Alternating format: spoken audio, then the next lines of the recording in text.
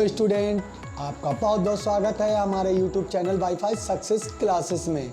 जैसा कि आप सभी को पता चल गया है कि अब बायो की क्लासें स्टार्ट हो चुकी हैं और हम आपको विधिवत या कहें कि यूँ हर समय पर आपको पूरा सिलेबस इस साल का बायो का जितना भी कोरोना के कारण माइनस करने के बाद में जो 30% घटाया गया है, उसके अलावा जो शेष बचा हुआ है बायोलॉजी का जो भी आपका सिलेबस, उसके बारे में आपको पूरी तरीके से ज्ञान देंगे और बताएंगे कि क्या आपको कैसे पेपर हल करना है और कितनी पढ़ाई करनी है, कितने टॉपिक तक ही पढ़ना है। तो ये अगला वीडियो है, लगभग तीसरा या चौथा वीडियो होगा। तो ये तीसरे चौथे वीडियो में अब हम आ जाते हैं पुष्पों के भागों के ऊपर। पुष्पों में दो भाग पाए जाते हैं, नर भाग और मादा भाग। नर भाग को कहते हैं स्त्री केसर और पुरुष के पुरुष जो मादा का भाग होता है वो स्त्री केसर कहलाता है और नर भाग पुंकेसर कहलाता है। पुंकेसर कहलाता है। इसमें अब हम पहले नर भाग के बारे में चर्चा करेंगे, उसके बाद में हम स्त्री केसर के बारे में बताएंगे जो मादा का भाग होता है। तो स्त्री केसर के बारे में और पुंकेसर के बारे में जानने से पहले आप ये जान लीजिए कि पुष्प मुख्यतः दो प्रकार के होते हैं। एक लिंगी, यूनिसेक्सुअल फ्लावर, एक लिंगी और उभयलिंगी।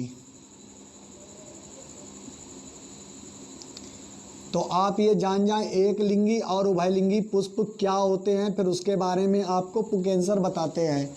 ठीक है, तो एक लिंगी ऐसे पुष्प होते हैं पौधों पे पाए जाने वाले जो नर या मादा हो सकते हैं। अलग अलग होंगे, नर मादा अलग अलग टहनियों पर बोल सकते हैं, अलग अलग पौधों पर होंगे। ऐसे पादप जिन पर नर एवं मादा पुष्प अलग अलग स्थानों पर पाए जाते हैं, अलग अलग टहनियों पर पाए जाते हैं, क्या कहलाते हैं? एक लिंगी पुष्प कहलाते हैं। और उभयलिंगी और एक लिंगी पुष्प में आ जाएंगे आपके फॉर एग्जाम्पल तरबूज, पपीता। ये आपके एक लिंगी पादप के बीज होते हैं। इनसे अगर पुष्प उगेंगे तो एक लिंगी होंगे, नर या मादा ही होंगे। ठीक है, उसके बाद में उभयलिंगी आ जाते हैं। ऐसे पुष्प जिनमें नर एवं मादा दोनों भाग उत्पन्न होते हैं और दोनों भाग उपस्थित होते हैं, उभयलिंगी पुष्प कहलाते हैं। और उभयलिंगी में कौन कौन से आ जाते हैं? जैसे सरसों, आपकी सरसों, गुड़हल, ये पादप जो पाए जाते हैं सरसों और गुड़हल के, इन पर नर एवं मादा भाग एक ही पुष्प पर पाया जाता है। नर भाग को हम कहते हैं पुंकेसर और स्त्री भाग को, जिसे मादा भाग बोला जाता है, उसको हम कहते हैं स्त्री केसर। तो सबसे पहले हम पुंकेसर के बारे में पढ़ेंगे जो हमने पुष्प में बताया था। ऐसे ये जो भाग होता है ये स्त्री भाग होता है और ये जो साइड से फिलामेंट लगे होते हैं, एंथर लोब्स होती हैं, तो ये कहलाते हैं नर भाग। यही होते हैं आपके पुंकेसर और ये होता है भाग बीच वाला स्त्री केसर।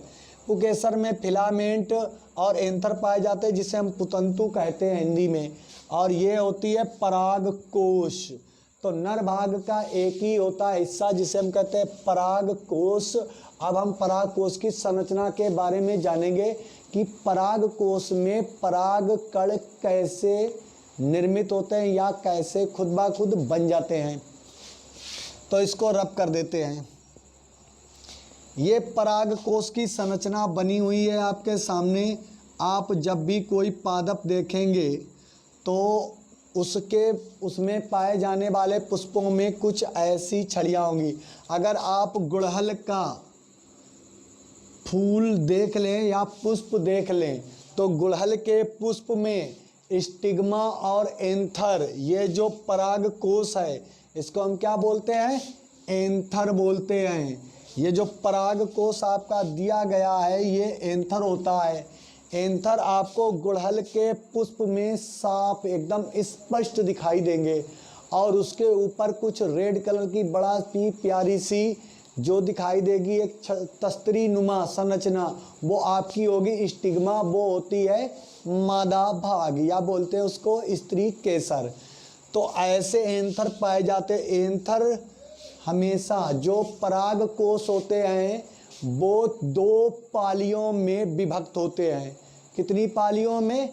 2 पालियों में। देखिए एक पाली ये, जैसे हम बोले एक पाली ये और एक पाली ये, पाली नंबर 1 पाली और नंबर 2 पाली होती है। और इनके बीच में, इनके मध्य जो इनकी स्थायित्व को बनाए रखते हैं, जोड़े रखते हैं, उसको हम कहते हैं संयोजी ऊतक यानी कनेक्टिव टिश्यू। जो बीच में दोनों पालियों को जोड़े रखता है उसको हम कहते हैं कनेक्टिव टिश्यू। जब हम इस एंथर को काटते हैं तो हम यहाँ पर काटने पर इसकी अनुप्रस्थ काटते हैं तो 2 पालियों में हमें 4 कोष्ठीय संरचना दिखाई देती है। 4 कोष्ठीय, ये देखिए ये 4 कोष्ठीय संरचना बनी हुई है। इन कोष्ठों में हमें सूक्ष्म कण, छोटे छोटे से कण प्राप्त होते हैं जो कहलाते हैं मेल गैमीट या नर युग्मक। नर युग्मक जो यहाँ से फूटने के बाद जब ये एंथर फट जाते हैं, जब ये फलियाँ फट जाती हैं, कहाँ से? इस स्थान पर, एक यहाँ से और एक यहाँ से, यही लोब्स है। ये जो 4 पालियाँ हैं उसकी संरचना ये बनी हुई है। एक ये 2 पालियाँ, एक पाली ये और एक पाली ये, और ये बीच में होता है आपका वैस्कुलर बंडल जो यहाँ पर स्थायित्व बनाए रखता है, इसको जोड़े रखता है। संवहन पुल को कहते हैं वैस्कुलर बंडल। ये बीच का स्थायित्व बनाए रहता है और ये 4 पालियों में ये अंदर अंदर क्या होती हैं? प्रसूति कोशिकाएं होती हैं। जब हम इसको अनुप्रस्थ काटते हैं तो अनुप्रस्थ काटने पर हमें 4 कोष मिलते हैं जिन्हें हम कहते हैं पराग कोष। इन्हीं में पराग कणों यानी के नर गैमीट, ये पराग कण कैसे होते हैं? जैसे एक आप मान लें कि नर का गैमीट यानी युग्मक, जैसे पुरुषों में पाया जाता है स्पर्म, ये स्पर्म, ऐसे ही पौधों में, ये जो पुरुषों में पाया जाता है स्पर्म मानव जाति में, तो ऐसे ही पौधों में ये मेल स्पर्म होता है जिसे हम बोलते हैं अपनी भाषा में, साइंस की भाषा में बोलेंगे मेल गैमीट या नर युग्मक।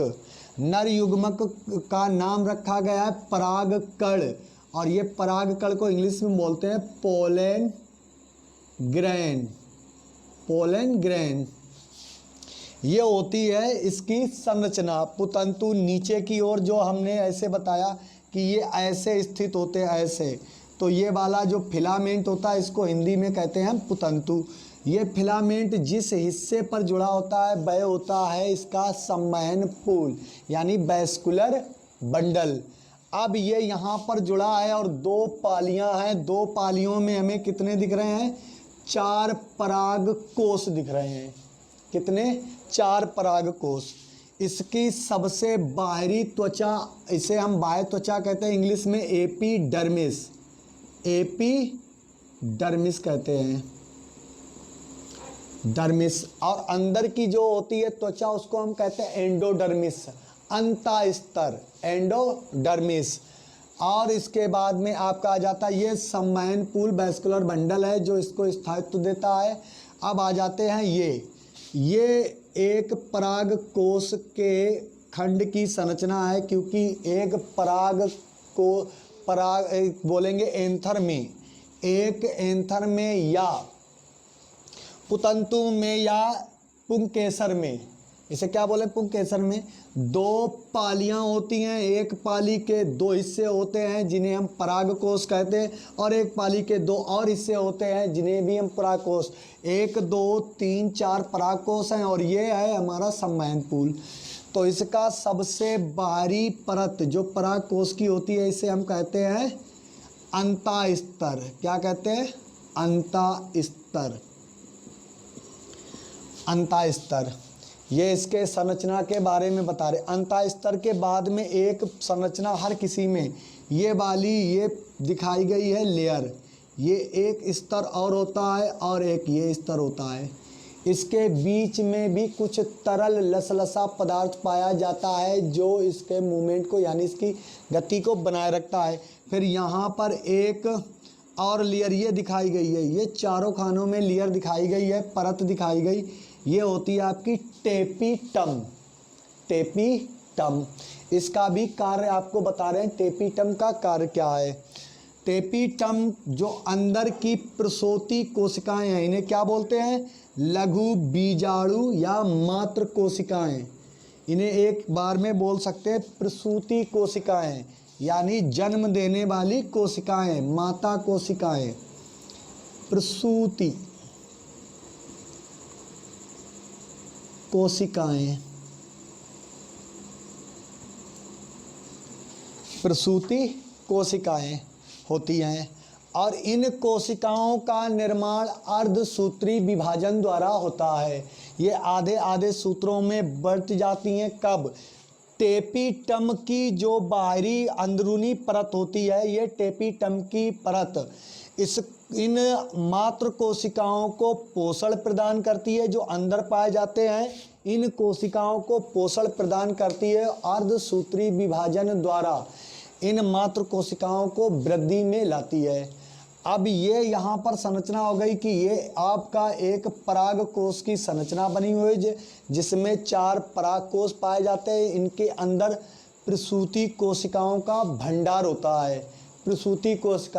प्रसूति कोशिकाएं जब पराग कणों में बदलती हैं तो पहले टेपिटम परत से लेयर से पोषण पाकर ग्रोथ कर जाती हैं। अब इनको अपने एक दूसरे से ये कैसी होती, कनेक्ट रहती हैं। अब इनको क्या होना, एक दूसरे से अलग होना है, तभी तो ये छोटे छोटे पराग कण निकलेंगे। पहले तो ये आपस में एक दूसरे से जुड़ी रहती हैं। इनमें पहले एक कोशिका का निर्माण होता है, वो प्रसूति कोशिका। अब प्रसूति कोशिका अर्धसूत्री विभाजन द्वारा अनेक, ये कहें असंख्या अंश या बोलें अनंत संख्या में बहुत सी अन्य प्रसूति कोशिकाओं को जन्म दे देती है। वो जन्म देने के बाद में टेपिटम की लेयर, ये वाली परत इसको क्या करती है, पोषण प्रदान करती है। और अर्धसूत्री विभाजन द्वारा लघु बीजाणुओं का निर्माण हो जाता है। लघु बीजाणु यानी के पराग कण, लघु बीजाणु क्या आपके कहलाएंगे, पराग कण का निर्माण हो जाता है। अब पराग कण को परिपक्व होना है। ये तो हो गई बात किसके बारे में, पराग कणों की संरचना के बारे में। अब हम इसी में जो अंदर छोटे छोटे कण ये जो बाहर निकल रहे हैं, इनका निर्माण कैसे होता है उसके बारे में चर्चा करेंगे। और उसके लिए लिखते हैं अपनी हेडिंग, लघु बीजाणु जनन। लघु बीजाणु जनन, लघु बीजाणु जनन। ये वेरी मोस्ट इम्पोर्टेंट टॉपिक है, बहुत बार पूछा जाता है। ये मान लीजिए कि आपको ये रखा हुआ एग्जाम में मिलेगा और इसको आपको पढ़ के जाना है। तो इसको पहले जैसे हम बता रहे हैं वैसे उन्हीं भाषाओं में इसको लिखकर देना है। अपने पास से और भी अच्छा लिख सकते हो, जितना चाहो उतना इसको डेवलप कर सकते हो। बस अपने बताना कैसे कैसे लाइनों को कन्वर्ट करना है। कि ये एक पराग कोश होता है जिसमें कनेक्टिव टिश्यू द्वारा 2 पालियां जुड़ी रहती हैं। जब 2 पालियों को हम काट कर देखते हैं तो उसमें 4 कोष्ठ निकलते हैं। 4 कोष्ठ पराग कोश कहलाते हैं। इन पराग कोश में एक बाह्य स्तर होता है और इसके चारों ओर एक बाह्य त्वचा होती है जो एपिडर्मिस होती है। सबसे मध्य का भाग संवहन पूल कहलाता है जिससे एंथर का स्थायित्व या बोले इस पराग कोश का पालियों का पराग कोश का क्या बना रहता है, स्थायित्व बना रहता है। और अंदर 4 कोष्ठीय संरचना पाई जाती है जिसमें पराग कणों का निर्माण होता है, लेकिन पराग कणों से पहले दो परतें पाई होती हैं, अंतः परत और बाह्य परत। बाह्य परत के ठीक अंदर वाली परत जिनमें बड़ी बड़ी संरचनाएं होती हैं और इसमें कुछ पॉइंट ऐसे दिखाई देते हैं, ऐसे ये पॉइंट दिखाई देते हैं। ये संरचनाएं टेपिटम कहलाती हैं। टेपिटम की कोशिकाएं मात्र कोशिकाओं को पोषण प्रदान करने का काम करती हैं, खाना पीना देती हैं ताकि ये बड़ी होकर आगे किस में बदल जाएं, पराग कणों में बदल जाएं। ये अंदर वाली जो कोशिकाएं दिख रही हैं इन्हें हम कहते हैं मात्र कोशिकाएं। ये मात्र कोशिकाएं बनी हुई हैं। इस चित्र को मिटाएंगे नहीं क्योंकि पराग कण को हमें इसी के माध्यम से बता देना है कि कैसे बाहर निकलते हैं और किस स्थिति में निकलते हैं। तो लघु बीजाणु जनन या बोलेंगे पराग कणों का निर्माण का परिवर्धन लिखेंगे। वर्धन कैसे होते हैं, ग्रोथ कैसे करते हैं।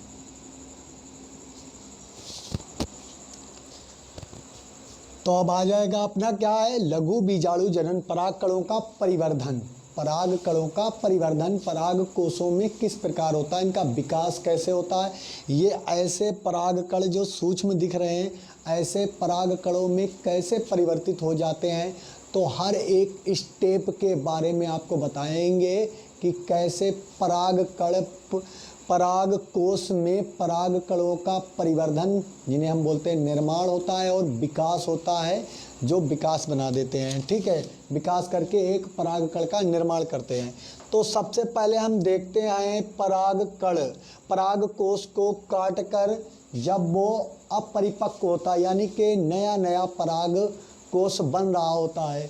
जब हम पराग कोश की आंतरिक संरचना के बारे में अध्ययन करते हैं तो उसमें देखते हैं कि एक बाह्य त्वचा का स्तर होता है और उसके अंदर सभी पाई जाने वाली कोशिकाएं विभाज्य ऊतक की होती हैं। विभाज्य ऊतक कोशिकाएं होती हैं, ऐसा ऊतक, ऐसा टिश्यू जिसमें विभाजन की क्षमता निरंतर बनी रहती है, वो क्या कहलाती हैं, विभाज्य ऊतक कोशिकाएं कहलाती हैं। जब हम बिल्कुल नए जन्मजात पराग कोश की संरचना की आंतरिक संरचना का अध्ययन करते हैं तो उसमें बाह्य त्वचा का एक स्तर पाया जाता है और अंदर की कोशिकाएं विभाजन वाली कोशिकाएं होती है, जिन्हें विभाज्य ऊतक कोशिकाएं कहते हैं।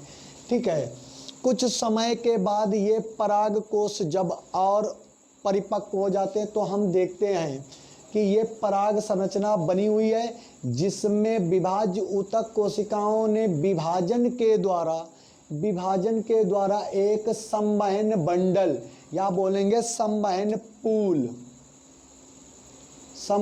पूल, जिसे हम बोलते हैं वैस्कुलर बंडल की संरचना का निर्माण कर दिया, जो आधारीय स्थायित्व देती है, जहाँ पर एंथर रुका होता है। क्योंकि एंथर बड़ा होगा, जब पराग कोश बढ़ता रहेगा तो उसमें कुछ वजन भी बढ़ता रहेगा, तो उसका ये वैस्कुलर बंडल होता है, ये यहाँ पर इसको शक्ति प्रदान करता है। और विभाजन के बाद देखते हैं कुछ नई कोशिकाओं का जन्म होता है इसी के अंदर। जब कुछ दिनों के बाद इसके बाद ये अवस्था आती है तो ये नई कोशिकाएं 4 खानों पर बन जाती हैं। इन कोशिकाओं को कहते हैं प्रसूत कोशिकाएं, यानी जन्म देने वाली कोशिकाएं। प्रसूत कोशिकाओं में विभाजन की क्रिया जारी रहती है, क्योंकि पूरा इसमें जो कोशिकाएं हैं उसका भंडार किसका है, विभाज्य ऊतक कोशिकाओं का भंडार रहता है। इनमें यह क्रम जारी रहता है। वैस्कुलर बंडल यानी संवहन पूल भी क्या करता है, अपने स्थायित्व के लिए कोशिकाओं का निर्माण निरंतर जारी रखता है। जैसे जैसे इसको पोषण प्राप्त होता रहता है तो कोशिकाएं, ये प्रसूत कोशिकाएं 2 से 3, 3 से 4, 4 से 5 में बदलती रहती हैं और प्रसूत कोशिकाओं का भंडार बढ़ने लगता है। प्रसूत कोशिकाएं पहले चारों कोनों पर एक एक कोशिका जन्म लेती है, किसके द्वारा, विभाजन के द्वारा। फिर विभाजन करने के बाद ऐसी स्थिति आती है कि इन कोशिकाओं की संख्या बढ़ने लगती है। जब बढ़ने लगती है तो जो हमारा संवहन बंडल होता है ये भी काफ़ी विकसित हो जाता है और मजबूती पकड़ लेता है और एक नई कोशिकाओं का निर्माण करता है। फिर संपूर्ण परिपक्व, हम पराग कोश की संरचना को लेते हैं कि एक परिपक्व पराग कोश बनकर तैयार हो गया, तो उसमें देखते हैं एक विकसित संवहन पूल बनकर तैयार हो जाता है जो पराग कोश को 2 पालियों में विभक्त कर देता है।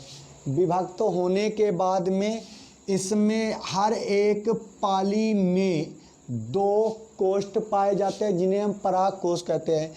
तो जो 4 प्रसूति कोशिकाएं बनी थी ये बड़े से पराग कोशों में बदल जाती हैं और ये जो संरचना पराग कोशों की है ये 5 स्तरीय होती है। इनमें जो परतें पाई जाती हैं वो 5 स्तर होते हैं उसके, बाह्य स्तर, मध्य स्तर, अंतः स्तर। क्या होता है? पहला तो होता है बाह्य स्तर, फिर उसके बाद में दूसरी परत होती है अंतः स्तर की, अंतः स्तर। फिर तीसरी परत होती है टेपिटम, और चौथी 5वीं परत में आते हैं आपके क्या? मात्र कोशिकाएं, ये आपकी परत होती है। क्या होती है? मात्र कोशिकाएं। पहला होता है बाह्य स्तर, फिर इसमें होता है अंतः स्तर, फिर टेपिटम, फिर मात्र कोशिकाएं, मिलाकर टोटल कितने स्तर होते हैं? 5 स्तर पाए जाते हैं। 5 स्तर के बाद में जो प्रसूत कोशिकाएं होती हैं, विभाजन के माध्यम से कई अन्य कोशिकाओं में बदल कर परिवर्धित हो जाती हैं, यानी कि ग्रोथ कर लेती हैं, बड़ी सी हो जाती हैं। अब इसमें पाई जाने वाली टेपिटम की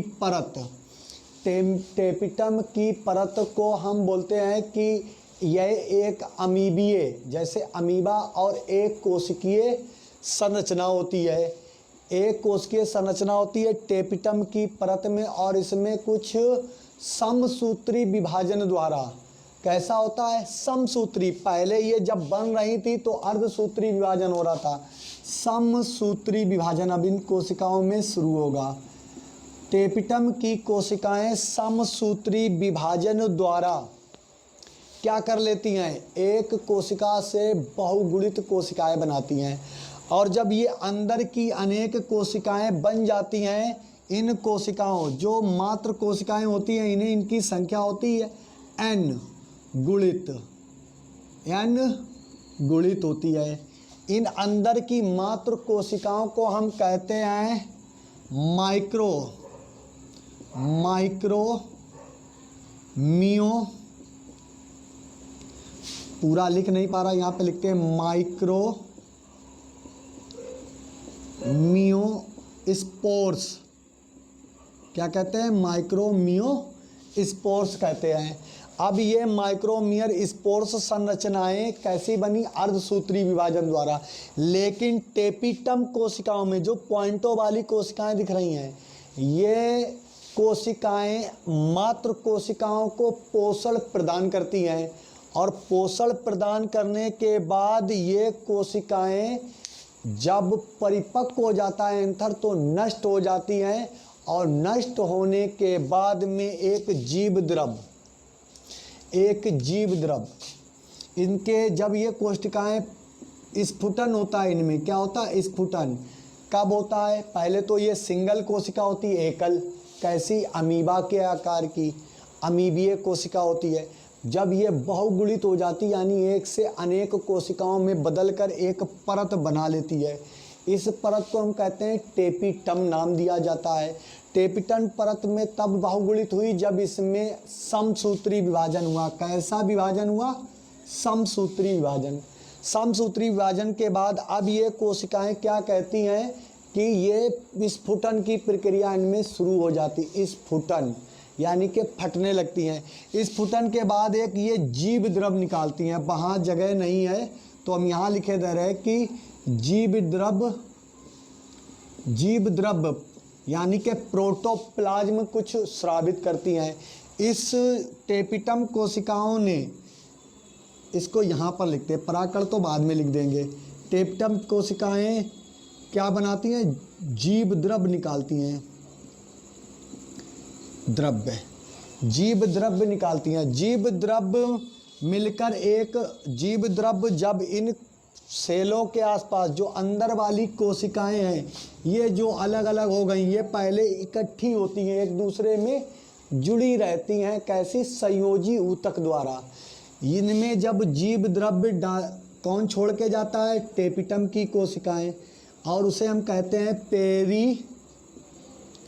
पेरीप्लाज्मोडियम, पेरीप्लाज्मोडियम कहलाता है।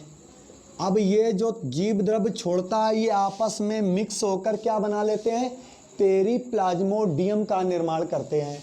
पेरीप्लाज्मोडियम क्या करता है? इन कोशिकाओं, जो प्रसूति कोशिकाएं से मात्र कोशिका में बदल गई हैं, ये कोशिकाएं पेरीप्लाज्मोडियम द्वारा अपने ऊपर एक अंतःचोल, बाह्य चोल का, यानी बाहरी परत का निर्माण करती हैं, जिससे उन छोटे छोटे सूक्ष्म कणों पर एक कोड बन जाता है, आसपास से परत का निर्माण हो जाता है। परत का निर्माण होने के बाद अनेक संख्या में इसमें पराग कण का निर्माण हो जाता है, जो अलग अलग हो जाते हैं। फिर जब एंथर परिपक्व हो जाता है, ऐसी स्थिति आती है कि परागण क्रिया संपन्न होनी चाहिए, यानी कि उस एंथर से, जो इस प्रकार का था, ऐसे एंथर था, इससे ये सूक्ष्म कण बन के तैयार हो गए। अब इसमें क्या होगा? ये इसके दो मुंह होते हैं, ये दो इससे इसके माउथ होते हैं, माउथ कहलाते हैं। ये परिपक्व अवस्था में फट जाते हैं। फटने के बाद हजारों की संख्या में, ये कह सकते हैं आप अनगिनत संख्या में क्या निकल कर आते हैं? सूक्ष्म लघु बीजाणु, जिन्हें हम कहते हैं पराग कण। हजारों की संख्या में पराग कण निकलते हैं। फिर ये परागण की क्रिया, या तो ये वायु के द्वारा उड़कर किसके ऊपर जाते हैं? स्टिग्मा पर, या कीट इन्हें अपने पैरों में चिपका कर स्टिग्मा पर लिए जाते हैं, या जल के द्वारा ये पराग कण स्टिग्मा पर पहुंचते हैं और एक किसका निर्माण करते हैं? एक पोलन ट्यूब का निर्माण करने के बाद डिफ्यूज हो जाते हैं और बनाते हैं एक एम्ब्रियो का निर्माण। और ये एम्ब्रियो जब बनता है, जब डबल फर्टिलाइजेशन होता है, एक से तो सीड का निर्माण होता है और उस पर दूसरे का कोड का निर्माण होता है। ये हो गया लघु बीजाणु जनन, पराग कणों का परिवर्धन, कि पराग कोशों में पराग कण का निर्माण कैसे होता है। तो हमने आपको स्टेप बाय स्टेप, यहाँ से चले, इधर आए, इधर से यहाँ आए, यहाँ से यहाँ आए, फिर उसके बाद में एक परिपक्व पराग कोश की संरचना आपके सामने पेश कर दी। ऐसे आपको समझाया ताकि आप जीवन भर न बोलें। ये जो बच्चे हमारे चैनल से बायो पढ़ने के लिए नए जुड़ रहे हैं, यदि उन्हें वीडियो पसंद आता है तो जितना वॉच टाइम आता है, जितने व्यूज़ आते हैं, उतने लाइक नहीं देते हैं। ये गलत बात है। क्या है, एक अंगूठा ही तो प्रेस करना है भाई, तो अंगूठा प्रेस कर दें। और जो नए छात्र जुड़ रहे हैं हमारे चैनल से, तो वो पहले बेल आइकन को प्रेस करके पहले चैनल को सब्सक्राइब करें, फिर ऑल बेल आइकन को प्रेस कर लें, ताकि हम जो भी वीडियो डालें वो किसी भी सब्जेक्ट का, आप बायो से हैं तो आप बायो साइड के, हम बायोस के आपको सभी सिलेबस प्रोवाइड करा देंगे, A to Z आपको कराएंगे। फिर इसके बाद में इसके अनसॉल्व पेपर भी हल करवा देंगे। ये आपसे वादा किए देते हैं ताकि आपका भरोसा हम पर बना रहे। देखिए, भरोसे पर ही सब कुछ जारी। अगर भरोसा होगा तभी आप हमारे पास में पढ़ते रहेंगे, हमारे चैनल पे देखते रहेंगे, और वीडियो आपको आपके मन के हिसाब से, जो आपके समझ में आए, ऐसे हम आपको प्रोवाइड कराएंगे, तभी आप हमारे चैनल से जुड़े रहेंगे। तो इनको सबको करने के बाद में अब हम इनकी जानते हैं, ये जो छोटे छोटे कण बने हैं, इनकी आखिर संरचना क्या होती है और इनका उपयोग भी जानते हैं। पराग कणों के बारे में सही से जानते हैं।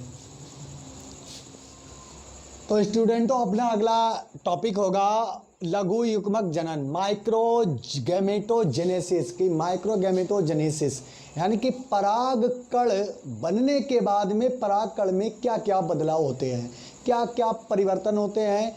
लघु युग्मक यानी कि ये बहुत छोटा युग्मक है, गैमीट है, तो इसे हम लघु युग्मक कहते हैं।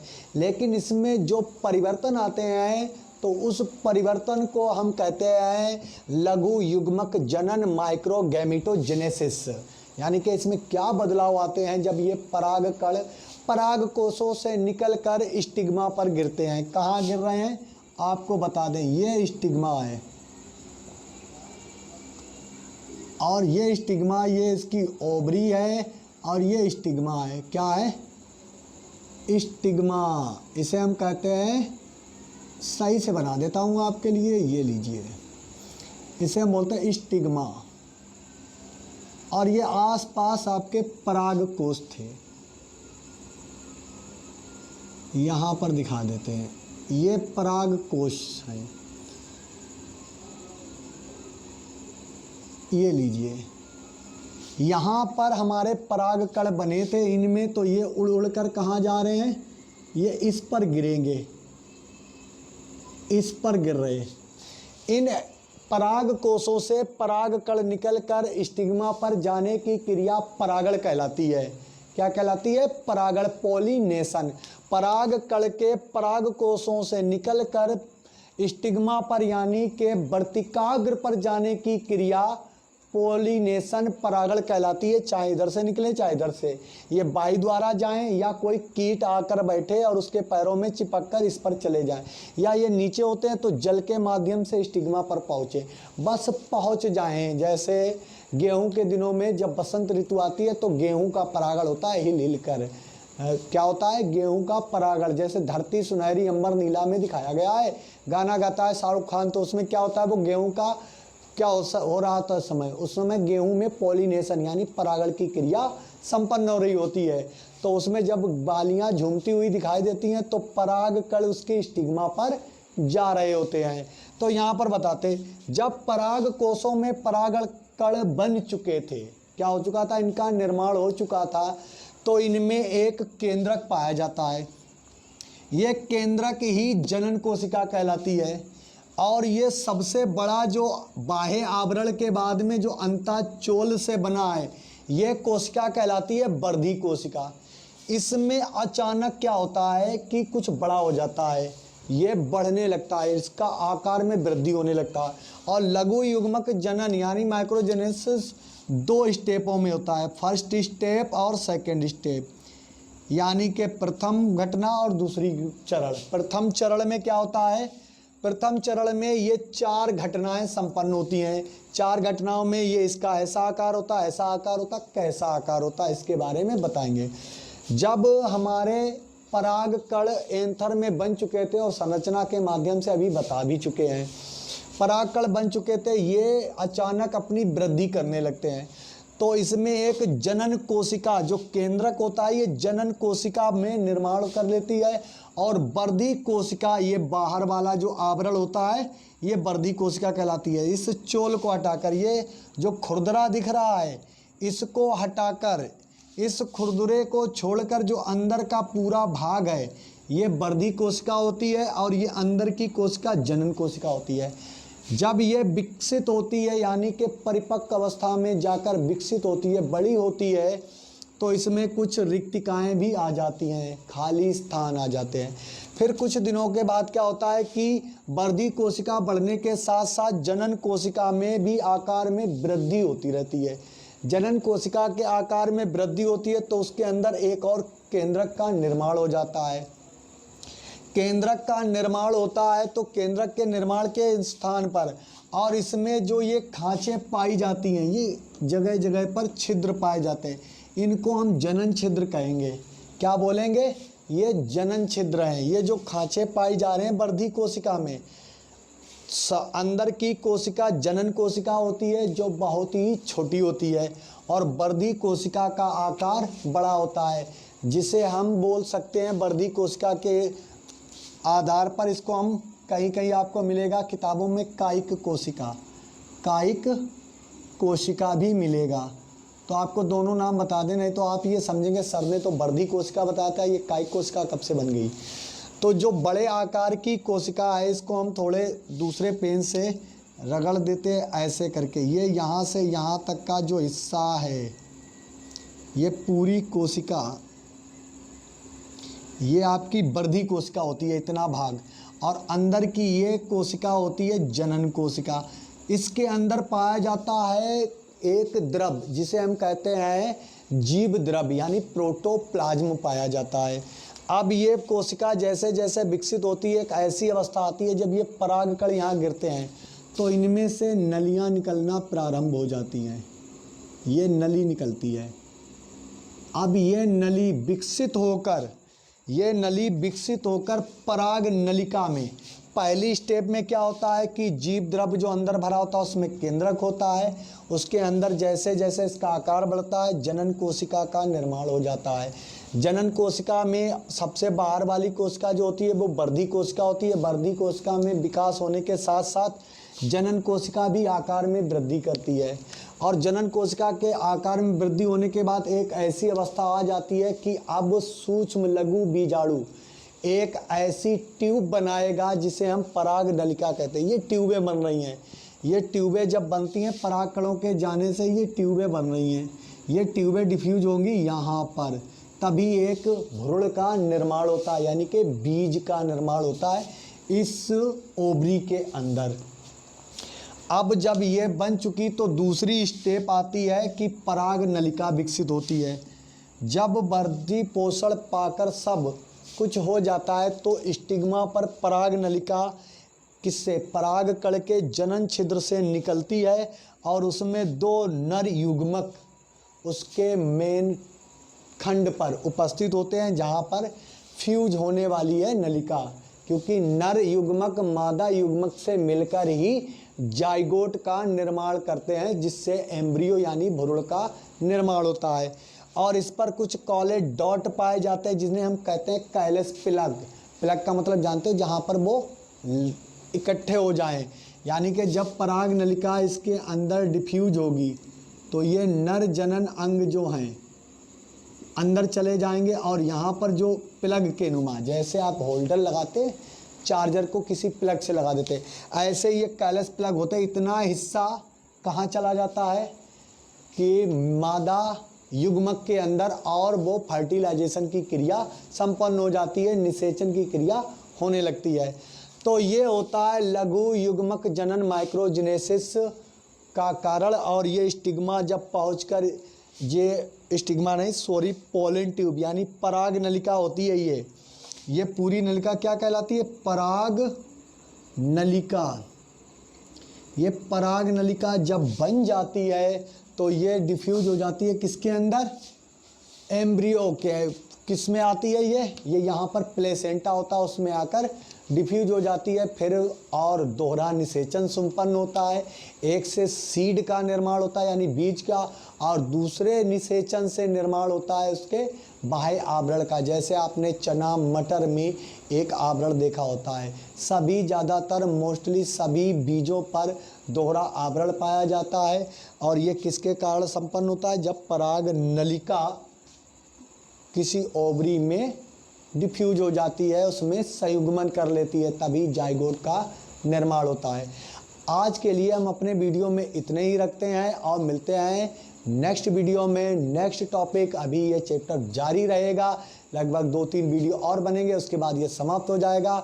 यदि हमारा ये वीडियो आपको पसंद आता है तो वीडियो को लाइक करें और चैनल को जिन्होंने नया सब्सक्राइब किया है तो वो चैनल के बेल आइकन ऑल पर प्रेस कर लें। पढ़ते रहें, मुस्कुराते रहें। धन्यवाद।